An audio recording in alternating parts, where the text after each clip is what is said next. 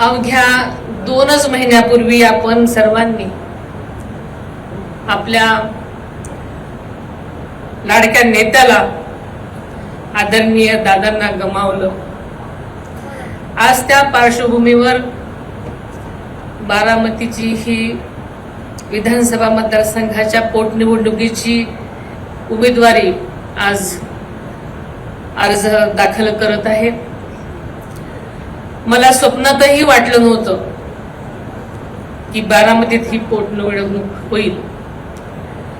दादा अजूनही आपल्यात नाहीत असं अजूनही वाटत नाही आणि हे मला मान्य नाही, पण नियतीने हा काळ तुमच्यावर आणि माझ्यावर खरंच वाटत नसला तरी आणलाय। दादांचं जाणं ही केवळ माझी माझ्या कुटुंबाची वैयक्तिक हानी नाही, तर बारामती, महाराष्ट्र आणि देशाची हानी झाली असं म्हणलं तरी वावगं ठरणार नाही। दादांसाठी बारामती म्हणजे आईसारखी होती। बारामतीचा केवळ प्रत्येक कार्यकर्ता नाही, तर बारामतीचा प्रत्येक नागरिक हा दादासाठी खरा पांडुरंग होता। बारामतीकरांची सेवा म्हणजेच पांडुरंगाची सेवा, हाच दादांचा विश्वास आणि आधार होता। बारामती म्हणजे दादांचा श्वास होता, म्हणूनच त्यांचा अखेरचा श्वास देखील बारामतीच्या मातीतच विसावला।